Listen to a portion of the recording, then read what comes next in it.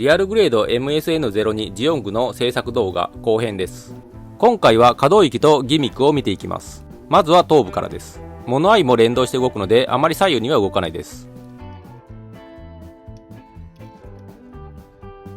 前後は下のパーツも連動して動いて結構動きます。物合いを上側に動かす方法です。まずは頭部の上側の外装パーツを外します。次はグレーのパーツを外します。物合いを上側に動かすことができます。限界まで動かすとこれぐらいまで動きます。戻す場合には下側に動かせば戻ります。きちんと戻していないとグレーのパーツがはまりません。先ほど外したパーツをはめれば元に戻ります。これで元に戻すことができました。頭部のコックピットハッチを開けることができます。コックピットの内部までは見ることができません。閉じる場合には上側に動かして少し下にずらしてから押し込みます。頭部を外した時のギミックです。横側のスラスターが前後に動きます。次は腕です。ショルダーアーマーのこの部分が少し上に動きます。通常腕の接続部分は少しだけ動きます。後ほど引き出した状態もご覧いただきます。ショルダーアーマーは取り付け部分からこれぐらい動きます。腕は横には90度ぐらい動きます。ショルダーアーマーなどを全て開いた状態でこれぐらいまでしか動きません。肩の下の部分は一周回ります。腕を曲げてみます。黄色のパーツが干渉してしまうのでこれ以上は曲がりません。腕は角の部分に干渉しますが一周回すことができます。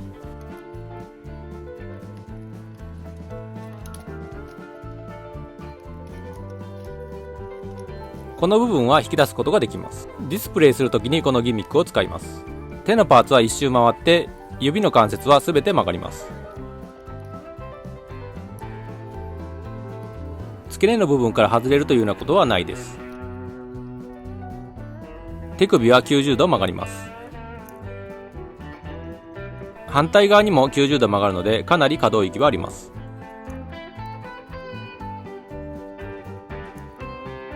胴体と腕との接続部分はかなり引き出すことができます。先ほどまでは90度ぐらいまでしか上がらなかったのですが引き出してやるとかなり変わります。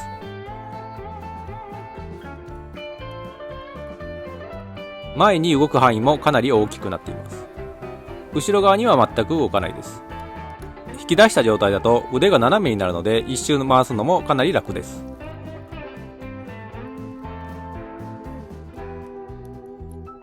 胸部です。胸部を後ろ側に反らすと手前側のスラスターが連動して動きます。かなり後ろ側に反らすことができます。手前側に曲げると後ろ側のスラスターが連動して動きます。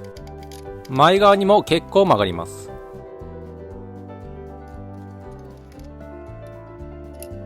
ただ横側には動かないです。腰の接続部分を引き出してやるともう一段曲がります。折りたたんでいた部分を引き出すとこのような感じになります。前側はスラスターが干渉するぐらいまで曲がるようになります。後ろ側はあまり変わらない感じがします。コックピットハッチの開閉です。あまりにも開かなかったので少し削ったところ手では開かないですが傾けると開くようになりました。今度は緩くなりすぎました。照明を当ててみます。リアルグレードなのでコックピットの内部まではないです。閉じる場合には上に動かせば閉じることができます。ウエストユニットです。フロントのアーマーはこれぐらいまで動かすことができます。サイドのアーマーは少し持ち上げるような感じで外します。外した後は少し前後に動きます。サイドの後ろ側のアーマーもこのような感じで展開することができます。このアーマーは結構動かすことができます。最後にリアアーマーです。上に持ち上げることができます。ここの外装パーツを外すと穴が出てきます。この穴はディスプレイ用の穴です。スラスターの位置を下側にずらす方法です。このパーツを上側に動かします。レバーを下側に動かします。これで下側にスラスターが動いているのがわかります。反対側も同じように動かします。最後にこの部分を押さえてロックします。戻す場合にはもう一度同じ操作をします。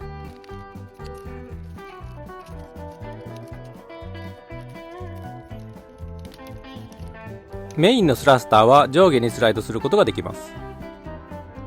後ろ側のスラスターの可動域です。リアアーマーを動かしてやることによってスラスターの可動域が広がります。回転はあまりしないです。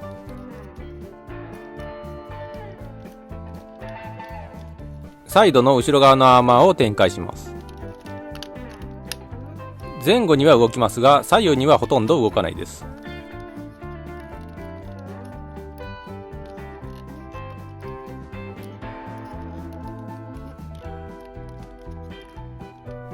前後に少し動きます。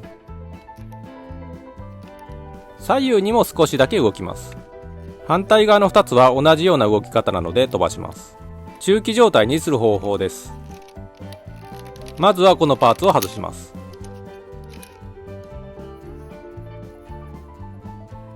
この部分の左右のパーツを外します。先ほど外したパーツにランディングギアを取り付けます。あと2つも取り付けておきます。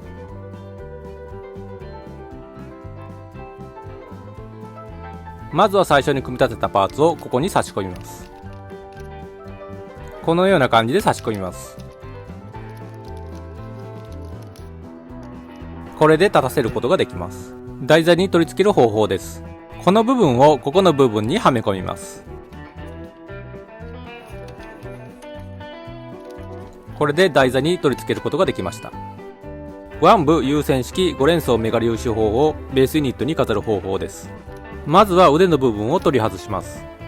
取り外した腕の部分をスライドさせます。この部分にベースユニットのパーツを差し込みます。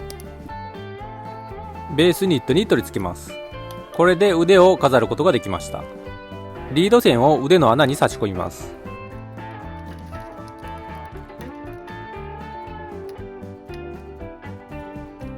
反対側を腕の方の穴に差し込めば完成です。